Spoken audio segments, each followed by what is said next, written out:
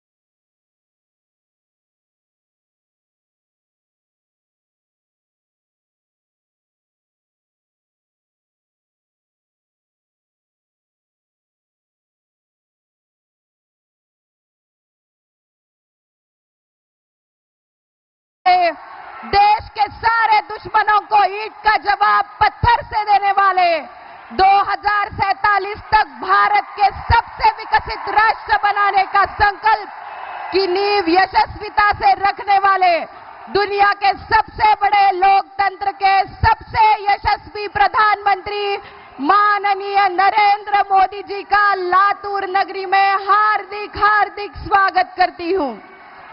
अरे कौन आया, कौन आया?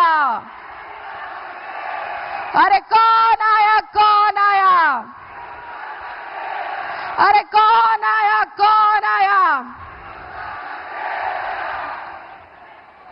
मी महाराष्ट्राचे लाडके मुख्यमंत्री एकनाथ शिंदे जी यांना विनंती करते की त्यांनी हा मोमेंटो देऊन, मराठवाडा मुक्ती संग्रामाचा मोमेंटो देऊन आदरणीय प्रधानमंत्री नरेंद्र मोदी जी यांचं स्वागत लातूरकरांच्या वतीने करावं।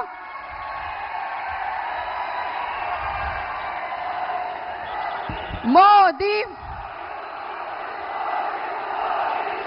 मी महायुतीचे उमेदवार माननीय खासदार सुधाकर शृंगारेजी व मंत्री संजय बनसोडेजी यांना विनंती करते की आपण लातूरचे ग्रामदैवत सिद्धेश्वर महाराज यांची प्रतिमा देऊन आदरणीय मोदीजींना सन्मानित करावं।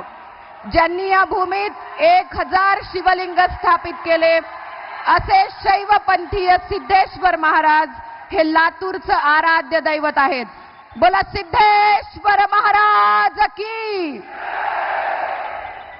यानंतर मी आमंत्रित करते जनतेसाठी सदैव संघर्ष करणारा संघर्ष योद्धा श्री संभाजी पाटील निलंगेकर जी यांनी धनगरी पगडी देऊन मोदीजींचं स्वागत करावं। ही पगडी, हा पिवळा फेटा महाराष्ट्राच्या संस्कृतीचा मूलभूत अंग आहे, प्रतीक आहे। किरण पाटील जी यांना विनंती करते, घोंगडी व काठी देऊन त्यांनी मोदीजींचा सन्मान करावा।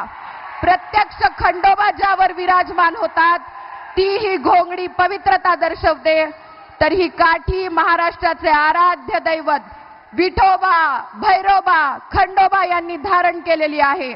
सकल समाजाचे हे प्रतीक देऊन आपण आदरणीय मोदीजींचं स्वागत करतोय। यासोबतच आपण मोदीजींना शिवराज्याभिषेकाची प्रतिमा भेट स्वरूप देत आहोत। ये वर्ष हम पूरे देश में 350वीं शिवराज्याभिषेक दिवस की सालगिरह मना रहे हैं।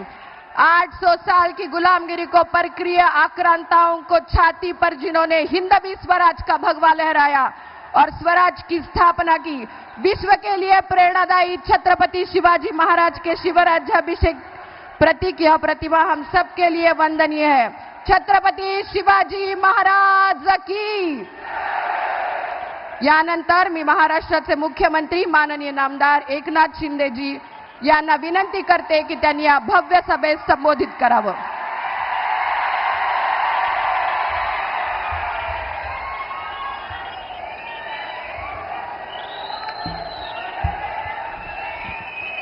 छत्रपति शिवाजी महाराज की जय भवानी।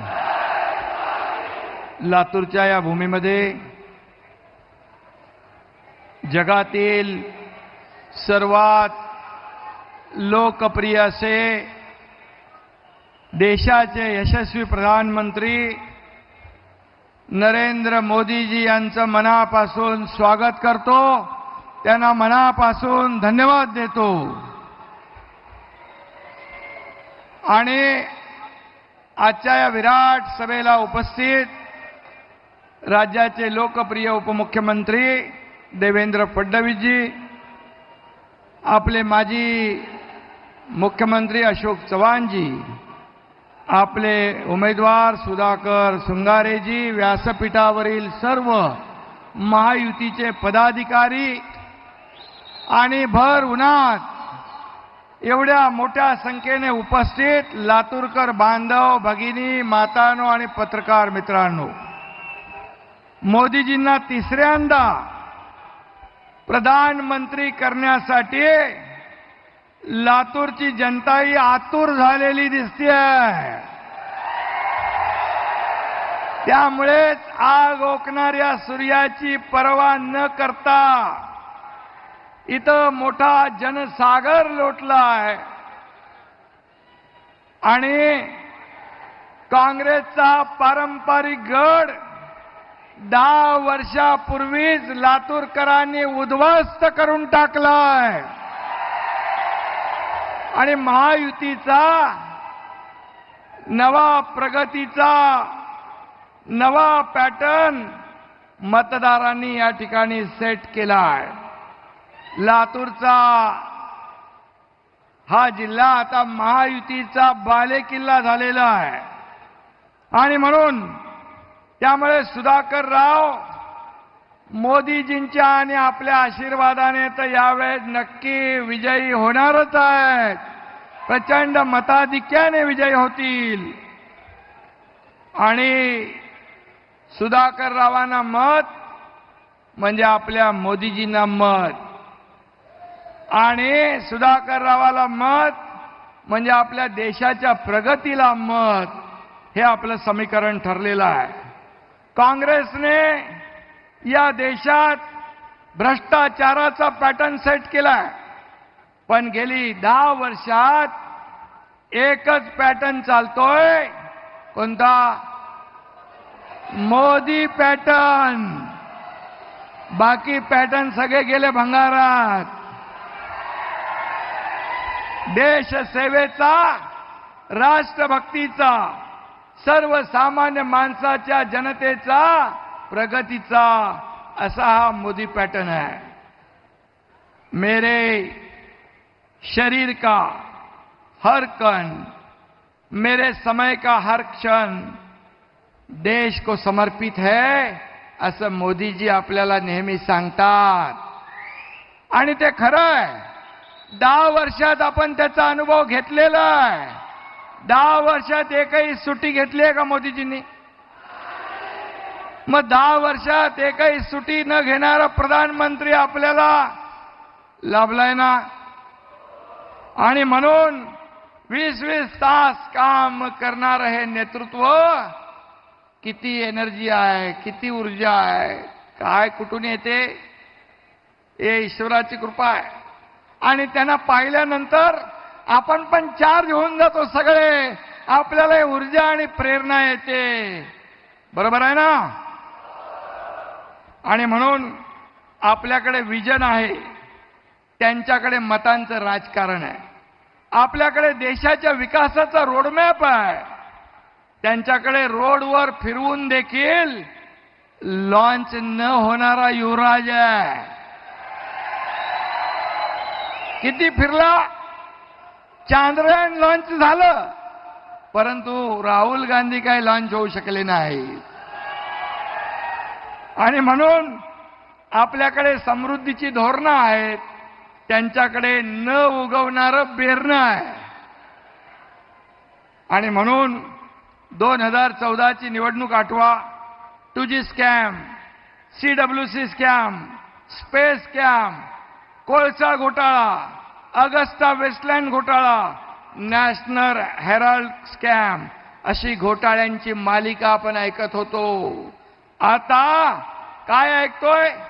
80 कोटी जनतेला मोफत राशन, अन्नधान्य, 10 कोटी गरिबांना पक्की घरं, 50 कोटी गरिबांचं जनधन बँकेत खातं, 26 कोटी लोकांना 5 लाख रुपयाचा आरोग्य विमा, 28 कोटी लोक जनता दारिद्र्य रेषेच्या बाहेर. काँग्रेस म्हणत होती गरिबी हटाव, गरिबी हटाव. गरिबी हटली का? गरीब हटला, परंतु खरी गरिबी हटवण्याचं काम आपल्या मोदीजींनी केलंय आणि त्यांना धन्यवाद द्यावे तेवढे थोडे आहेत. आणि म्हणून आज आपण पाहतोय भारताची अर्थव्यवस्था 5व्यावर आणली आहे, 3ऱ्यावर आणण्याचा निर्धार मोदी साहेबांनी केला आहे. आणि म्हणून सगळं वाढलं, एक्सपोर्ट डबल झालं, एफडीआय डबल झाला, सेन्सेक्सचे दर वाढले, 75,000चा रेकॉर्ड झाला. आणि किती कामं वाचणार, यादी वाचू शकत नाही. आपल्याला प्रधानमंत्री महोदयांचं भाषण ऐकायचं आहे. दुष्काळग्रस्त लातूरकरांना रेल्वेने पाणी पोहोचवलं, त्यावेळेस देवेंद्रजी मुख्यमंत्री होते, त्यांच्या सरकारमध्ये मी होतो. आणि पाण्यासाठी या राज्यात आता वनवन फिरावं लागणार नाही. मोदीजींच्या नेतृत्वाखाली आपलं महायुतीचं सरकार, मी देवेंद्रजी, अजितदादा, आम्ही काम करतोय. 24/7 आपलं काम सुरू आहे. आणि म्हणून लातूरकरांना दुष्काळ मुक्त करण्यासाठी अनेक सिंचनाच्या योजना आपण आखलेल्या आहेत. मोदीजींच्या आशीर्वादाने मराठवाडा वॉटर ग्रीड योजनाही सुरू होते, जी महाविकास आघाडीने गुंडाळून ठेवली होती. जलयुक्त शिवार योजना बंद केली होती, ती पुन्हा आपण सुरू करतोय. वंदे भारत ट्रेन्स देखील हा लातूरचा पॅटर्न आहे. 400 पैकी 120 ट्रेन या लातूरच्या कोच फॅक्टरीत तयार होतात. हे मोदीजींचं काम आहे. हे मोदीजींचं खऱ्या अर्थाने हे महाराष्ट्रावरचं प्रेम आहे. आणि म्हणून अडचणीत सापडलेल्या साखर कारखान्यांना देखील 10,000 कोटी इन्कम टॅक्स माफ करणारे हे मोदीजी आहेत. आणि म्हणून मी आपल्याला एवढंच सांगतो, भ्रष्टाचाराचा एकही डाग नसलेल्या मोदींजींना टार्गेट करण्यासाठी मुद्दे नसल्याने संविधान धोक्यात आलंय, संविधान धोक्यात आलंय असं विरोधक बॉम्ब मारतायत. परंतु महामानव डॉक्टर बाबासाहेब आंबेडकरांच्या संविधानामुळेच एक गरीब घरातला मुलगा आज या देशाचा पंतप्रधान होऊ शकला आणि आदिवासी समाजाची महिला या देशाची राष्ट्रपती होऊ शकली. आणि म्हणून अशा या पवित्र संविधानाला कुणी धक्का लावू शकत नाही. जब तक सूरज चांद रहेगा, बाबा साहेब का संविधान कायम रहेगा, हे मोदीजींनी स्वतः सांगितलेलं आहे. आणि म्हणून काँग्रेसने बाबासाहेबांचा पराभव केला. आज फक्त वोट बँकेचं राजकारण करून गरिबांना, दलितांना, शोषितांना फसवतात. आणि म्हणून आपण सावध राहिलं पाहिजे. आणि खऱ्या अर्थाने जे डिजिटल पेमेंट करणारे आपल्या ॲपचं नाव काय, तर खऱ्या अर्थाने भीम ॲप, म्हणजे बाबासाहेबांचं नाव त्याला दिलं मोदीजींनी. मऊ येथील बाबासाहेबांचं जन्मस्थळ, चैत्यभूमी, दिल्ली, लंडन मधले बाबासाहेबांचं घर मोदीजी विकसित करतायत. हे बाबासाहेबांच्या बद्दलचं प्रेम आहे. आणि म्हणून संविधान दिन साजरा करण्याचं काम काँग्रेसने नाही केलं, आपल्या मोदीजींनी केलंय, हे ते विसरले. आणि म्हणून बाबा साहेब का संविधान है सबसे महान, हर भारतवासी की वो है जान. आणि म्हणून आपण सावध राहूया. जिथं जिथं प्रचार करतात त्यांना ठोकून काढलं पाहिजे. आपण त्यांना सांगितलं पाहिजे हे चुकीचा गैरसमज पसरवत आहेत. आणि म्हणून मी आपल्याला एवढंच सांगतो की जय श्रीराम म्हटल्यावर रावणातल्या सैन्यातल्या राक्षसांना राग यायचा, तसाच राग आता या लोकांना येऊ लागलाय. तेच लोक आता मुंह में राम बगल में छुरी घेऊन फिरतायत. मतदार त्यांना थारा देणार नाहीत. जो नहीं राम का वो नहीं काम का.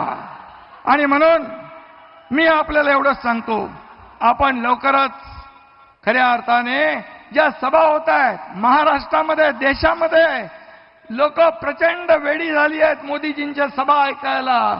त्यांचं नुसतं हेलिकॉप्टर आलं तरी लोक उभे राहतात उठून. एवढी लोकप्रियता मला सांगा देशात जगात कुठल्या नेत्याला लाभली आहे? आणि असा प्रधानमंत्री आपल्या देशाला लाभलाय हे आपलं भाग्य आहे. आणि म्हणून किती काही ओरडले त्यांच्या नावाने तरी सुद्धा जेवढ्या शिव्या शाप देतील तेवढी जनता त्यांच्या साथ येते.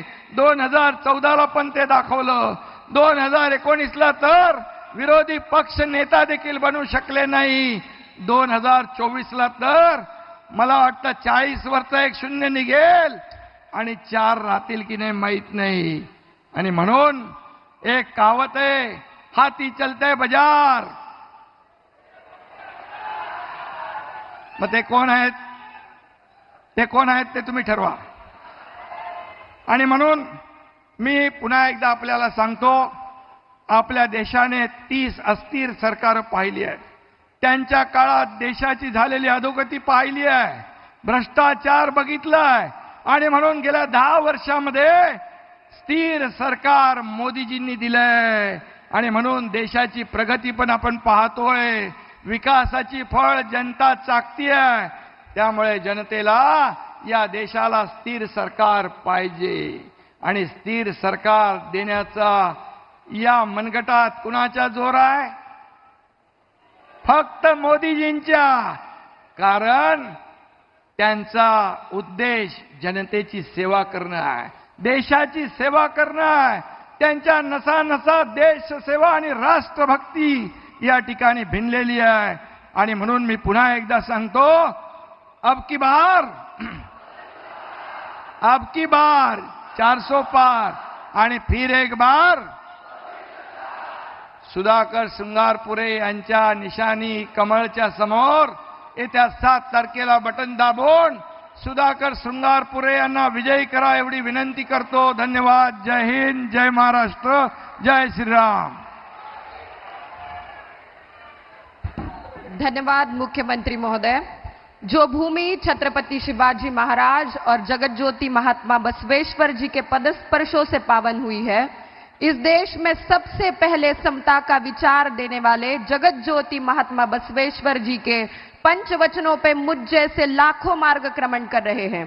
आज इस पवित्र मंच से बसवण्णा के शरणी के नाते मुझे संचालन करने का सौभाग्य प्राप्त हुआ है. और सौभाग्य है लातूर का कि आज माननीय प्रधानमंत्री नरेंद्र मोदी जी पधारे हैं. मैं नव भारत के जनक माननीय नरेंद्र मोदी जी से अनुरोध करती हूं कि वे इस भव्य जनाशीर्वाद सभा को संबोधित करें.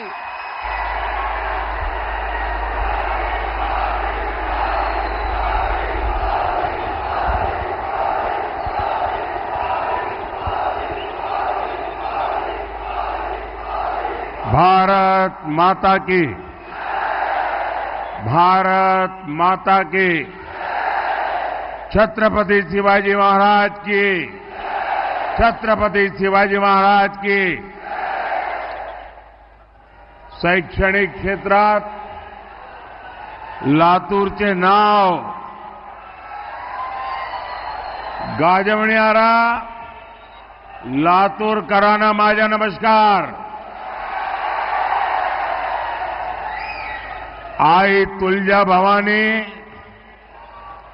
और सिद्धेश्वर महादेव को भी मैं श्रद्धापूर्वक नमन करता हूं.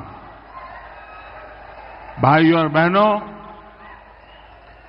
ये छत्रपति शिवाजी महाराज की धरती है. छत्रपति शिवाजी महाराज हमारी प्रेरणा है. उन्हें जब राजपाट मिल गया तो वो भी आराम कर सकते थे, लेकिन उन्होंने स्वराज के लिए निरंतर आगे बढ़ने का रास्ता चुना. उनको अपनी चिंता नहीं थी, उनको राष्ट्र की चिंता थी. और इसलिए ये चुनाव जो है वो भी सिर्फ इस बात के लिए नहीं है कि हमारे सुधाकर जी को सांसद बनाना है। ये बड़े ध्येय का चुनाव है, ये बड़े लक्ष्यों का चुनाव है और इसलिए सुधाकर जी जैसे साथियों का संसद में पहुंचना और मुझे मजबूत करना, और इसलिए मैं आपके पास आशीर्वाद मांगने आया हूं। अब आप मुझे बताइए, जो लोग प्रधानमंत्री भी किस्तों में बनाना चाहते हैं, वो बड़े लक्ष्य हासिल कर सकते हैं क्या? कुछ अचीव कर सकते हैं क्या? आपको पता है ना, उन्होंने तय किया है हर वर्ष एक प्रधानमंत्री, दूसरे वर्ष दूसरा, तीसरे वर्ष तीसरा। बताइए साथियों, मैं जब एक भारत श्रेष्ठ भारत की बात करता हूं तो कांग्रेस के शाहजादे को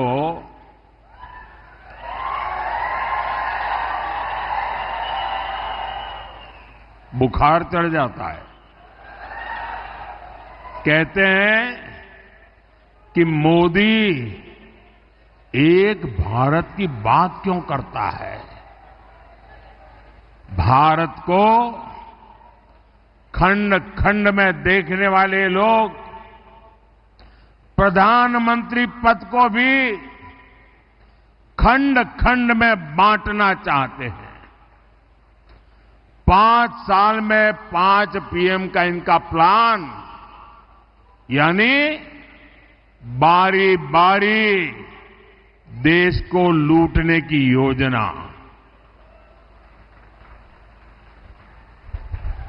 मैं जरा लातूर के भाई बहनों से पूछना चाहता हूं, क्या ऐसे लोगों को रत्ती भर भी मौका दे सकते हैं क्या? दुनिया के इस चुनौतीपूर्ण समय में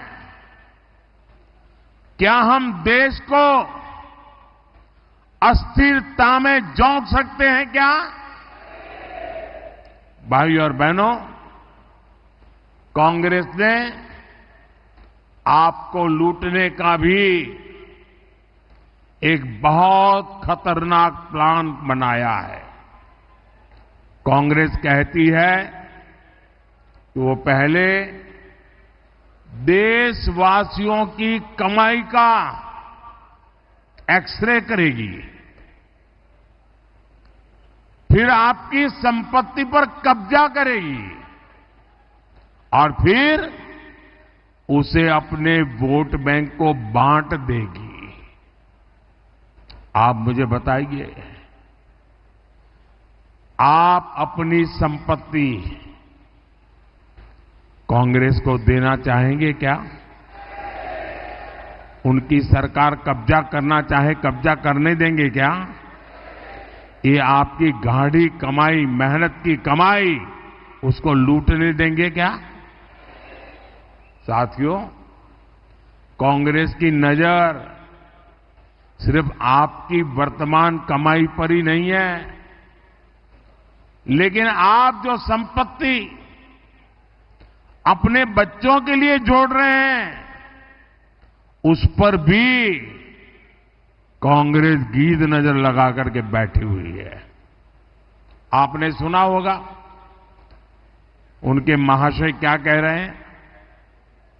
अब हमारे देश में तो हम लोग खुद मेहनत करते हैं,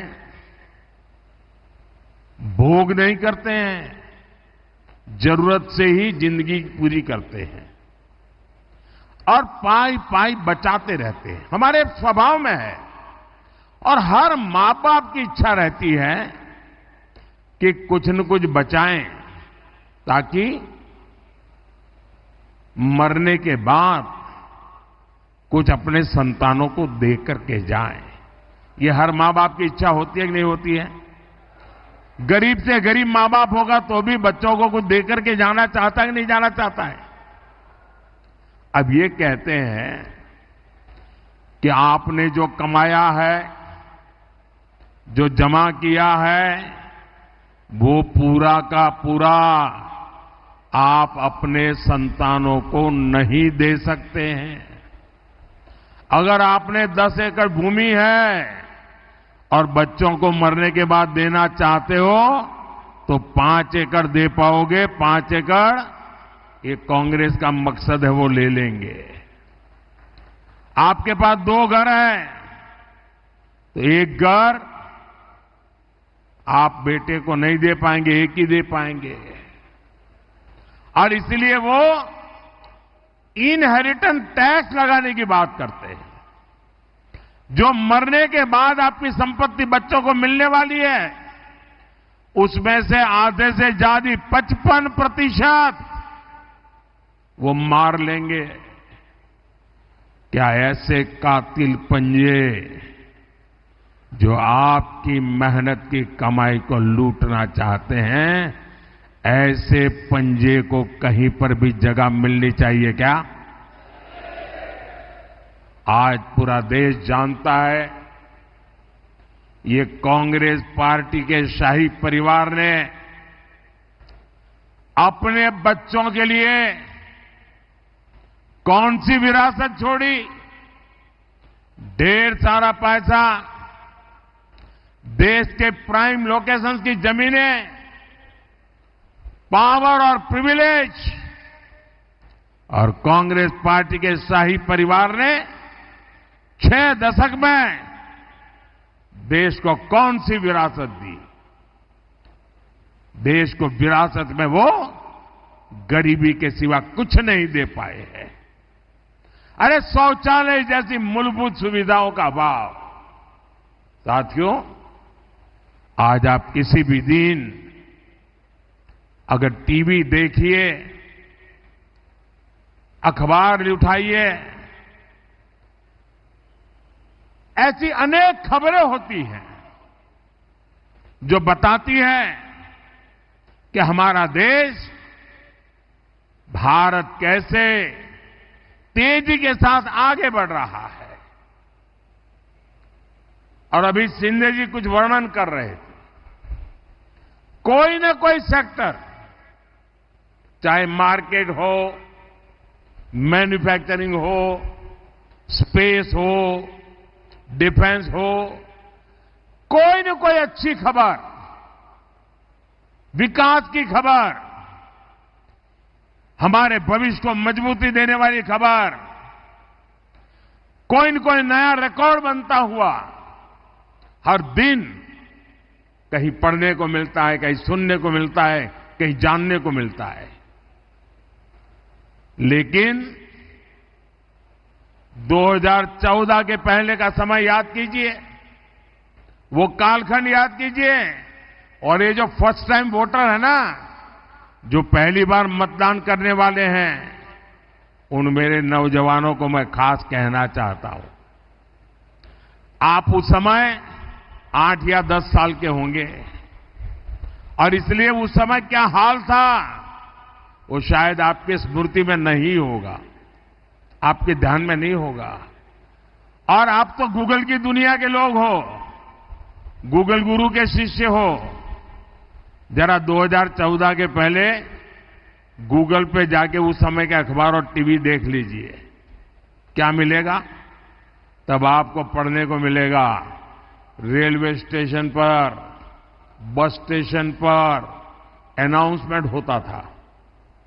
कहीं पर मेला लगा है तो अनाउंसमेंट होता था, कहीं पर भीड़ जमा हो रही है तो अनाउंसमेंट होता था, सावधान, कोई लावारिस चीज दिखाई दे तो उसको हाथ मत लगाना, कोई लावारिस बैग दिखती है तो पुलिस को जानकारी दो, कहीं लावारिस टिफिन बॉक्स दिखता है पुलिस को जानकारी दो, कहीं लावारिस कुकर दिखता है तो दूर रहो।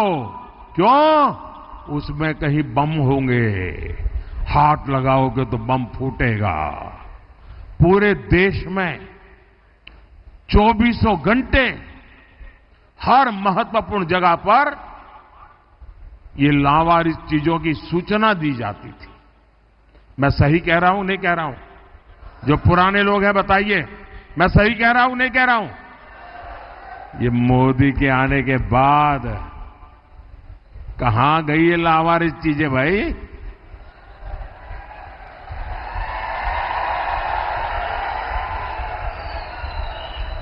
देश तो वही है।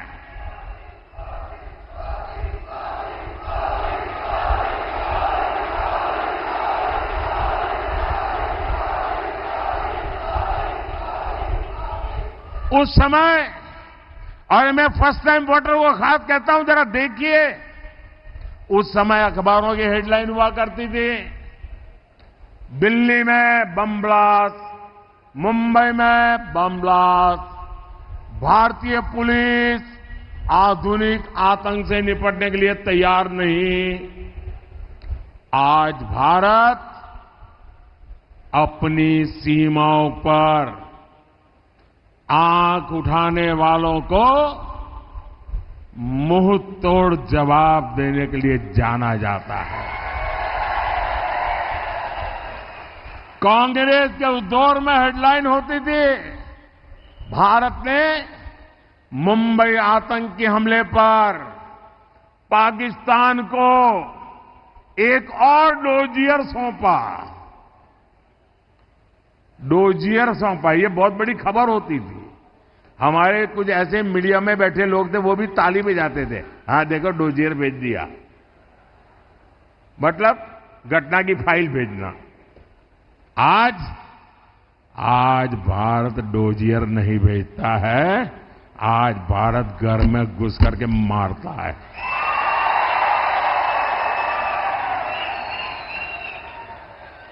अब नए भारत की हेडलाइन होती है, मिशन एलओसी। भारत ने पाकिस्तान को सर्जिकल स्ट्राइक करके सजा दी। छपती है कि नहीं छपती है?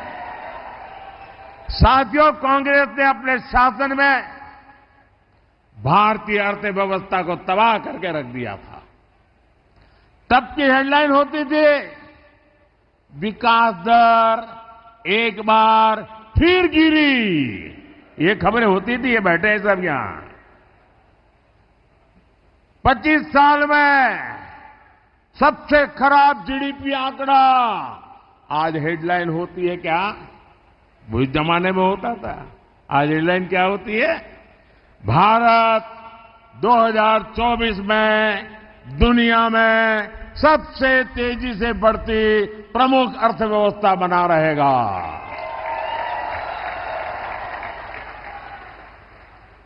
कांग्रेस के राज में हर सुबह हम अखबारों में एक नए घोटाले का नाम पढ़ते थे। हेडलाइन होती थी, कोलगेट कोयले में इतने लाख करोड़ का घोटाला। अब आज हेडलाइन क्या होती है?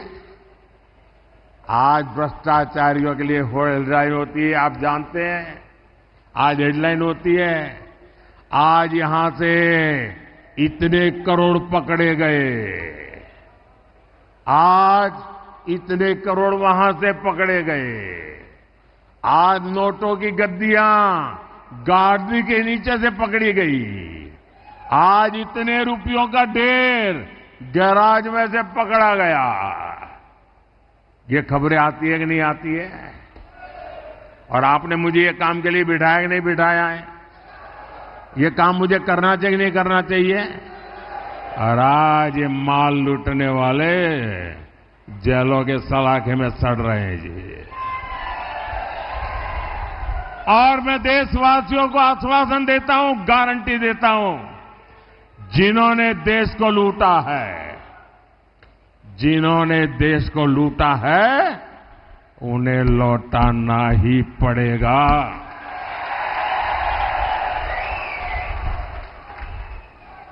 और ये मोदी की गारंटी है।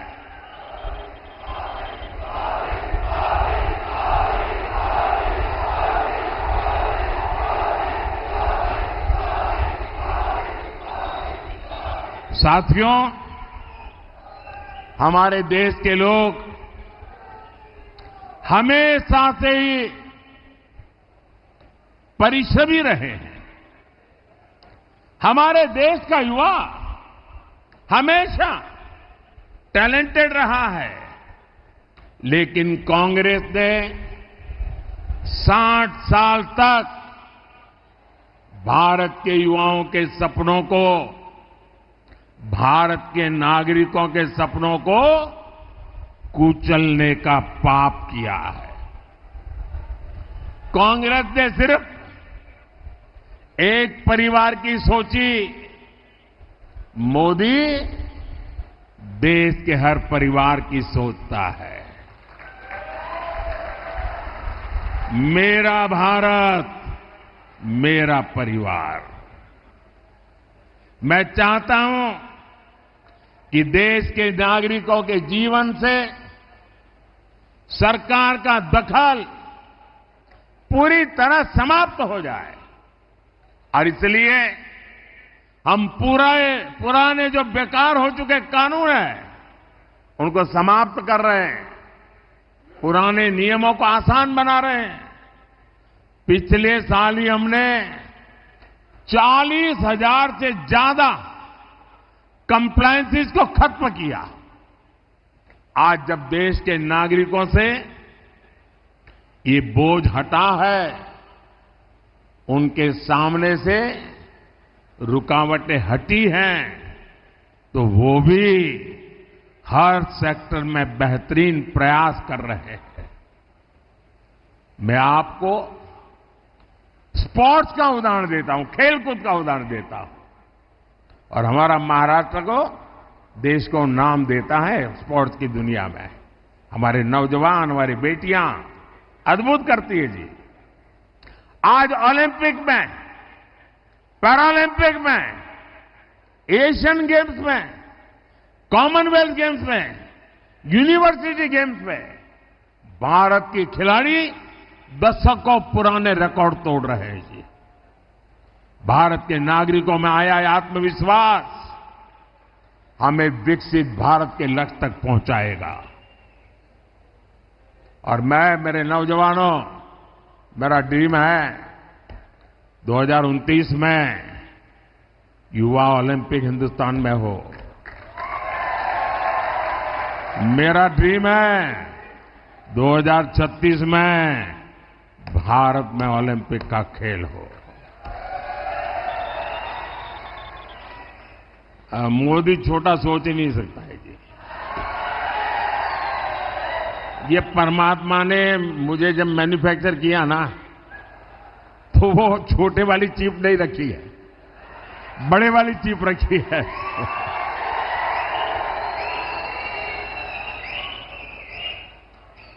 साथियों, लातूर की ये धरती हमें सिखाती है कि बड़ी से बड़ी आपदा से कैसे निकला जाता है।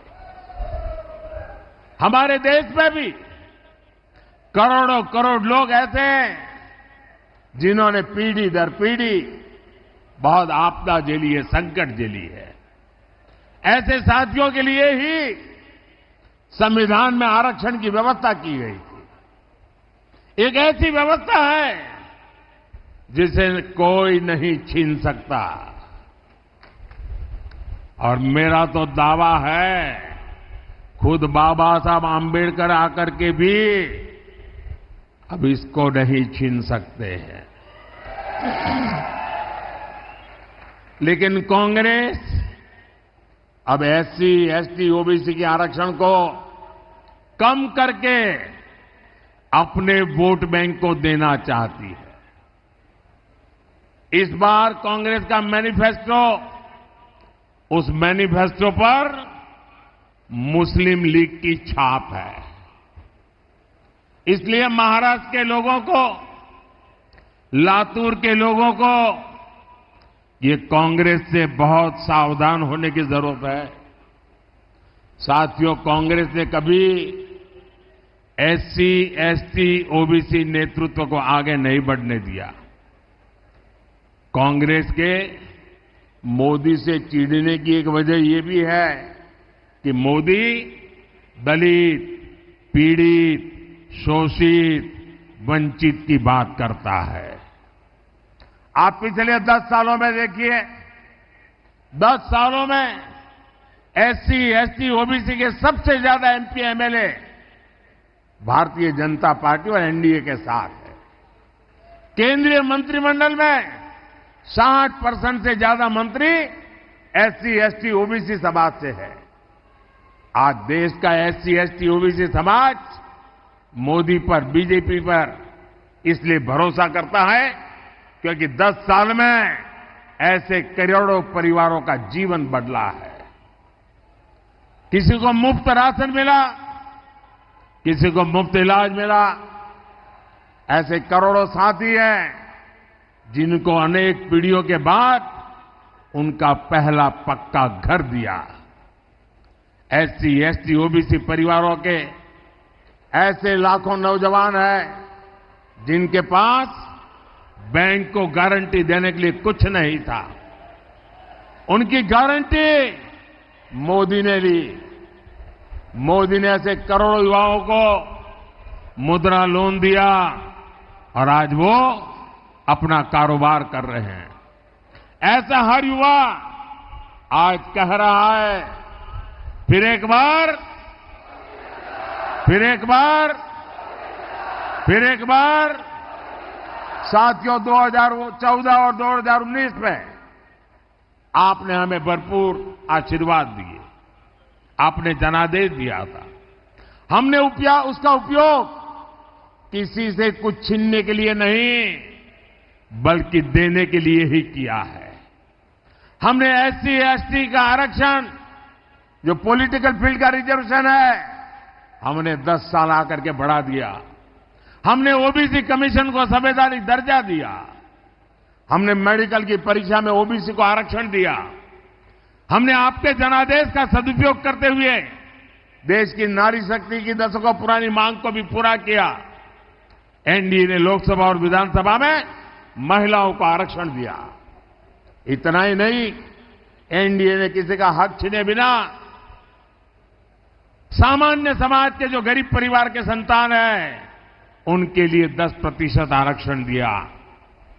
यानी एनडीए सरकार सामाजिक न्याय को ताकत देने वाली सरकार है। कांग्रेस और इंडिया गाड़ी वाले जो झूठी बातें फैलाते हैं, उनके मन में खोट है। इस झूठ की आड़ में वो बड़ा खेल करने की फिराक में है। भाई और बहनों, देश पर लंबे समय तक राज करने वाली कांग्रेस और समस्याओं के बीच एक अजीब रिश्ता है। कांग्रेस और समस्या ये जुड़वा भाई हैं। कांग्रेस कभी भी किसी समस्या को खत्म करने का प्रयास नहीं करती, क्योंकि लोगों की परेशानी से ही वो वोटों की फसल काटती है। यहां लातूर में लंबे समय तक पानी की समस्या रही, लेकिन क्या कभी कांग्रेस ने इस समस्या का स्थायी समाधान का प्रयास किया? हर घर पानी, हर खेत पानी पहुंचाने के लिए हम मिशन मोड पे काम कर रहे हैं। यहां पहले देवेंद्र जी के नेतृत्व वाली सरकार हो या फिर अब एकनाथ जी शिंदे की सरकार हो, पानी पर हम विशेष बल दे रहे हैं। लेकिन कांग्रेस ने हमेशा पानी की योजनाओं को लटकाया है, भटकाया है। जलयुक्त शिवार हो, मराठवाड़ वाटर ग्रिड हो, ऐसे कामों में अगाड़ी की सरकार ने अड़ंगे लगाए। अब महायुति की सरकार सिंचाई के हर प्रोजेक्ट को तेजी से पूरा कर रही है। साथियों, मोदी ने हर बहन के घर तक नल से जल पहुंचाने की गारंटी दी है। मुझे खुशी है कि महाराष्ट्र के 20,000 से अधिक गांवों में 100% नल कनेक्शन पहुंच चुके हैं।